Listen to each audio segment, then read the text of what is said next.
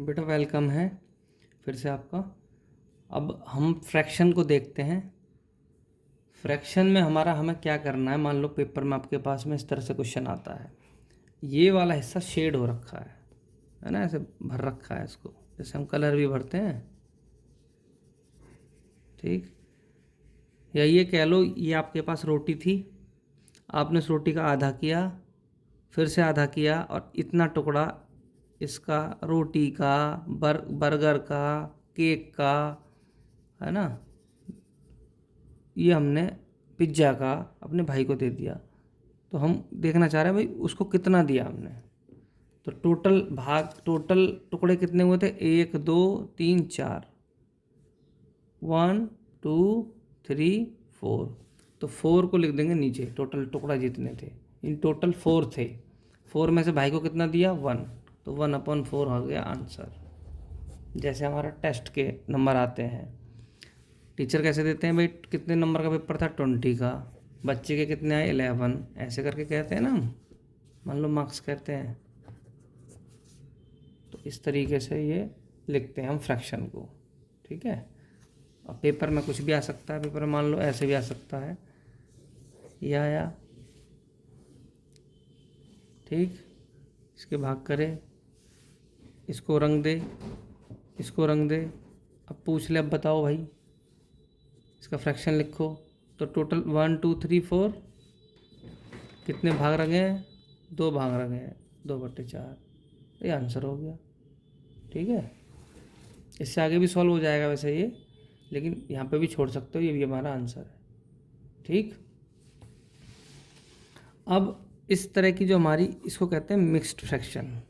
ये वाली तो थी फ्रैक्शन, एक नुमरेटर है एक डिनोमिनेटर है, ये इसको मिक्स्ड बोलते हैं। यहाँ पे एक नुमरेटर भी है, डिनोमिनेटर भी है, एक 2 और लिखा हुआ है। तो इसको हमें ऐसे लिखना है, नुमरेटर अपॉन डिनोमिनेटर में कैसे लिखेंगे, 2 इंटू करेंगे 4, कितना आया 8, 8 में 3 को जोड़ देंगे, पहले इन दोनों की गुणा, उसके बाद इसको जोड़ देंगे, ये हो गया 11। अब हमारा नुमरेटर तो हो गया 11, और ये नीचे ये इसको तो काटो, इससे कन्फ्यूज हो गए, ये आ गया 4। ये था मिक्स्ड फ्रैक्शन, ये हमारी, ठीक है। वैसे तो हमें ये प्रॉपर वाली में चलना होता है, जहाँ पे ये हमेशा ज़्यादा होता है, डिनोमिनेटर हमेशा ज़्यादा होता है।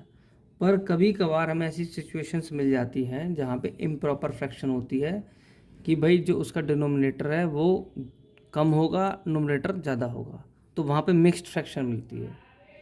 इसमें क्या है कि जब हमने 11 को हमने भाग किया इससे, 4 2 जा 8, रिमाइंडर बचा 3, तो 2 तो बिल्कुल अलग हो गया, और बाकी बचा हमारे पास 3/4, ठीक है। मेरे पास 11 टॉफ़ियाँ थी, 4 बच्चों में बांटनी थी, 2 टॉफ़ी सबको दे दी, बची कितनी, 3 टॉफ़ियाँ, 3 बट्टे। अब वो 3 टॉफ़ी 4 बच्चों में बंटनी है, ये ऐसे ऐसे होता है, ऐसे लिखते हैं इसको, ठीक है। 2 + 3/4। तो इसको जब हमें इस तरह से लिखना हो और वापस ऐसे लाना हो, तो तरीका ये, 4 2 जा 8, 8 + 3 11, 11/4, ये आंसर हो गया, ठीक है। अगला देखते हैं, एक इसके बाद है इक्विवेलेंट फ्रैक्शन होता है। इक्विवेलेंट फ्रैक्शन क्या है, इक्वी माने इक्वल, जो इसके जैसा हो, इक्वल हो इसके। तो 2/3 के इक्विवेलेंट क्या होगा, हम क्या कर सकते हैं, 2 को 2 से मल्टीप्लाई कर दो, ऊपर भी और नीचे भी 2 से, ठीक है। तो 2 2 जा 4 और 3 2 जा 6, 2/3 और 4/6 जो है इक्विवेलेंट है। इक्विवेलेंट क्यों है, क्योंकि वापस से डिवाइड करोगे तो 2 2 जा 4 और 2 3 जा 6, वापस से ही यही आ जाएगा, ठीक है। आपके 3 में से 2 नंबर आए, ठीक है, और फिर से 3 में से 2 नंबर आए, सेम ही तो है, तभी तो 2 और 2 4 हुए, और 3 6 हुए। अब कोई कहे सर जी मेरे को तो 2 से गुणा नहीं करनी, क्या मैं 3 से कर सकता था? हाँ 3 से भी कर सकते हो, लेकिन अगर 3 से ऊपर करोगे तो 3 से भी नीचे गुणा करोगे। ऐसा नहीं कि यहाँ 2 से कर दिया 3 से कर दी। 3 2 जा 6, 3 3 जा 9। ये इसके क्या है? 2/3, 4/6 और 6/9 क्या है? इक्विवेलेंट एक दूसरे के। ठीक है, अगला क्वेश्चन देखते हैं। इस क्वेश्चन में ये चेक करना है 3/10 और 12/40 इक्विवेलेंट है या नहीं है। जैसे कि भी मैं आपको बता रहा था कि भाई ये वाला ये और ये इक्विवेलेंट है, तो अब की बार चेक करना है कि ये 3/10 और ये 12/40 ये इक्विवेलेंट है या नहीं है। तो कैसे चेक करेंगे? देखो ज़रा, 3 पहले देखो 3/10 को। 3/10 के और फैक्टर नहीं हो सकते क्योंकि 3 ये प्राइम नंबर है। 10 के हो जाएंगे, 10 के होंगे 2 × 5, लेकिन कोई भी किसी को क्रॉस नहीं कर रहा है क्योंकि 3 2 को क्रॉस नहीं कर पाएगा, 5 3 को काट नहीं पाएगा। ठीक है, कॉमन नहीं है, कुछ भी डिवाइड नहीं कर पाएंगे, इसलिए इसको यहीं छोड़ देंगे। ठीक है, इसको ऐसा कैसे वापस का वापस छोड़ दो। अब इसकी बात करो 12/40, 12 के फैक्टर क्या होंगे? 2 2 2 जा 4, 4 3 जा 12। कैसे पता लगता है? 12 के फैक्टर निकाल के देख लो। 2 में 2, 12 का आधा करा 6, 6 का आधा करा 3 और 3 बन जा 3, तो 2 2 जा 4, 3 जा 12 हमें मिल गया ये हमारा। ठीक है भाई। अब 40 का आधा करा 20, 20 का आधा करा 10, आधा का मतलब 2 से भाग किया। ठीक है, और 2 5 जा, देखो 2 2 जा 4, 4 2 जा 8, 8 5 जा 40, आ गया ना वापसी, टुकड़े हो गए। अब टुकड़े होने के बाद इनको भाई आप काट लो। 2 से 2 कैंसिल, 2 से 2 कैंसिल, सेम संख्या से सेम संख्या डिवाइड होगी, प्राइम नंबर।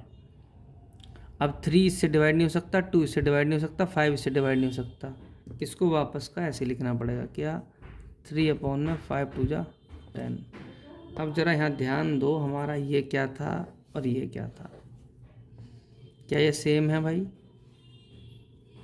यहीं से तो चले थे हम कि सेम है, तो ये क्या हो गए? इक्विवेलेंट हो गए। अगर सेम आंसर आ गया तो क्या हो गया? इक्विवेलेंट फ्रैक्शन है। क्योंकि ये 12/40 इसी से बना था। कैसे बना था? अगर हम 4 की मल्टीप्लाई कर दें 3 में, 4 3 जा 12, और 10 में भी कर दें 4 10 जा 40। देखो जैसे अभी मैंने ऊपर तुम्हें सिखाया था 2 से मल्टीप्लाई करी गई, यहाँ 3 से भी सिखाया था, 4 से भी कर सकते हैं, 5 से भी कर सकते हैं, 6 से भी कर सकते हैं। ठीक है, तो इसलिए क्या है? इक्विवेलेंट है। अगर इक्विवेलेंट निकालना है तो मल्टीप्लाई कर देते हैं, और अगर इक्विवेलेंट चेक करना है तो डिवाइड कर दो, टुकड़े करके डिवाइड कर दो, आपको पता लग जाएगा। ठीक है, अगर ये इक्वल नहीं आते तो इक्विवेलेंट नहीं होते। ठीक है भाई। अब अगला देखते हैं, ऐड करना है हमें 1/18 और 5/18 को ऐड करना है। आपके पास में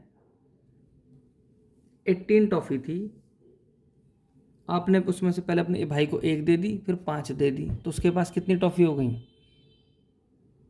6 टॉफ़ी हो गई, टोटल 18 रही। तो जब भी हमारा ये सेम होता है, अगर डिनोमिनेटर अगर क्या होता है, ये सेम होता है, तो ये एक ही, जैसे एक ही छत के नीचे ये आ जाते हैं, इसको मिला देते हैं एक तरह से, ये मान लो। अगर ये सेम होता है तो ये भी 18 है, ये भी 18 है, 18 को एक बार लिख दो, 1 को यहाँ लिख दो, 5 को यहाँ लिख दो, कि भाई के पास हो गई 6 टॉफ़ी हो गई। पहली बार में 1 दी थी, दूसरी बार में 5 दी थी, 6 टॉफ़ी हो गई टोटल। अब आप चाहो तो आंसर को यहाँ भी छोड़ सकते हो, आगे टुकड़े भी कर सकते हो। टुकड़े कैसे? 6 के टुकड़े करें 2 3 जा 6, 18 के करें 2 3 जा 6, 3 जा 18। ठीक है, 2 3 जा 6, 6 3 जा 18, 2 से 2 कैंसिल, 3 से 3 कैंसिल। अब आपको यहाँ तो कुछ नहीं बच रहा सर, इसको 1 मान लो इंटू 1, क्योंकि 2 3 जा 6, 6 1 जा 6, 1 हमेशा बेटा होता है ना 1, इसके सबके पास 1 यहाँ हो रहता ही है। तो 1 में ये हो गया 3, ये आंसर हो गया हमारा।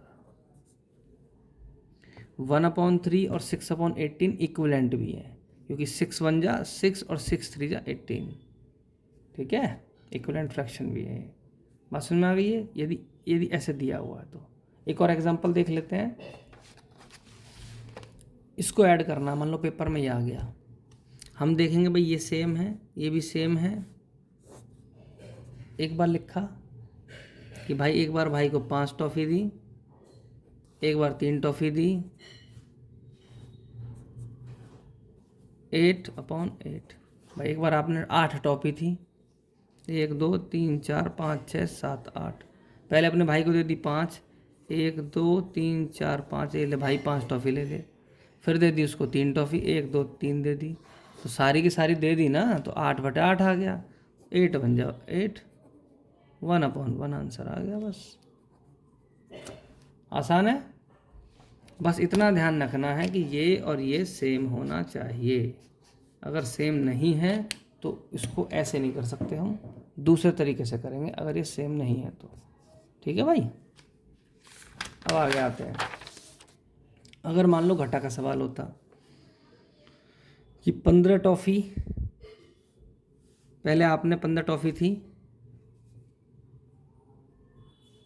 अपने भाई को उसमें से 12 टॉफ़ी दे दी, ठीक है जी, और फिर से वही 15 टॉफ़ी है ना, मतलब 15 टॉफ़ी थी, पहले भाई को 12 दे दी, फिर 7 वापस ले ली, 12 दे दी, 7 वापस ले ली, तो उसके पास कितनी रह गई? 8, सॉरी 5, 12 में 7 गए 5, ठीक है, थोड़ा मैं गलत लिख दिया था। तो 15, ठीक है, 15 टॉफ़ी थी, पहले 12 दी, फिर 7 वापस ले ली, तो आपके पास 12 में 7 के 5। अब इसके आप फैक्टर देख लो, 5 बन जा 5, 3 5 जा 15। पहले छोटी संख्या, छोटा प्राइम नंबर, फिर बड़ा प्राइम नंबर, ऐसे लिखते हैं। 5 से 5 कैंसिल, 1/3 हो गया आंसर। ठीक है, ऐसे। अब यहाँ ध्यान दो, अब इसको ऐड करना है हमें, ये भी बड़ा इंपॉर्टेंट है, ध्यान से देखो। अब की बार ये नंबर देखो, क्या ये सेम है? क्या ये दोनों नंबर सेम हैं? पिछला जो हमने सवाल किया था, यहाँ क्या था? नंबर सेम था ना, नंबर सेम था ना। अब की बार ये डिनोमिनेटर जो नीचे की संख्या क्या सेम है? सेम नहीं है। पहले 3 टॉफ़ियाँ थी, 3 में से 2 दी, अब यार 5 टॉफ़ी है, 4 दी, तो दोनों हम सेम केस नहीं कह सकते। यहाँ पे तो सेम केस था कि 18 टॉफ़ी थी, पहले 1 पकड़ा दी, फिर 5 पकड़ा दी, हो गया काम। एक ही बार में काम हो रहा था, अब की बार एक ही बार में काम नहीं हो रहा। पहले 3 टॉफ़ियाँ हैं, 3 में से 2 दे दी हमने, फिर 5 टॉफ़ियाँ हैं, फिर 4 दी, तो इसको हम एक साथ नहीं लिख सकते। एक साथ कैसे लिखोगे? 3 लिखोगे एक साथ? अगर ऐसे लिखोगे तो ये गलत हो जाएगा, ये गलत है। 3 + 5 और 2 + 4 लिखोगे, ये गलत है, ठीक है, ऐसे नहीं लिखना, बिल्कुल गलत हो जाएगा। तो क्या करना है? 3 × 5, अब यार मल्टीप्लाई हो जाएगा, 3 × 5, ठीक है बेटा, ऐड का सवाल लेकिन मल्टीप्लाई होगा यहाँ पे, 3 × 5। और इनमें करेंगे कैंची की गुणा। कैंची गुणा मतलब ऐसी गुणा, ऐसे, क्या? 5 की गुणा 2 से, कैंची गुणा 5 की गुणा 2 से, ये प्लस का निशान, इसकी गुणा इससे, 3 की गुणा 4 से। फिर से देख लो, इनकी आपस में गुणा, इसकी गुणा इससे और इसकी गुणा इससे, तो ये हो गया 2 5 जा 10, 3 4 जा 12, 2 5 जा 10, 3 4 जा 12, और ये 5 3 जा 15।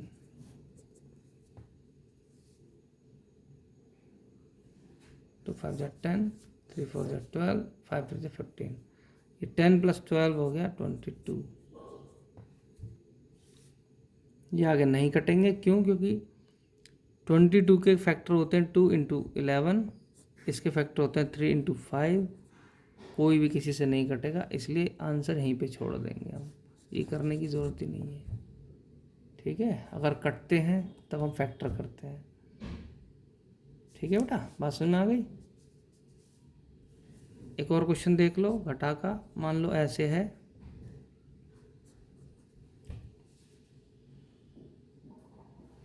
तो ये अलग, ऊपर से मतलब नहीं है, यहाँ से नीचे से मतलब है। ऊपर की संख्या सेम हो कोई फ़र्क नहीं पड़ता, नीचे अगर नीचे की सेम है तो फ़र्क पड़ता है, वरना मल्टीप्लाई वाला चलना है। तो 3 इंटू 4, पहले इन दोनों की गुणा, फिर 4 की गुणा 1 में, 1 इंटू 4, फिर 1 की गुणा 3 में, ऐसे, और माइनस का निशान यहाँ पे। 4 बन जा 4, 3 बन जा 3, 4 बन जा 4, 3 बन जा 3, 4 3 जा 12, और 4 में से 3 गया 1, 1/12 आंसर। ठीक है, अगर घटा का आता है तो घटा का निशान लगेगा, प्लस का आता है तो प्लस का निशान लगेगा। बस ये देख लेना ये अलग अलग हो। अगर ये सेम होता है तो सेम वाला, मैंने आपको बता दिया, सेम वाला ऐसे चलना है। सेम वाला होता है तो सीधा सीधा मान लो ऐसे होता,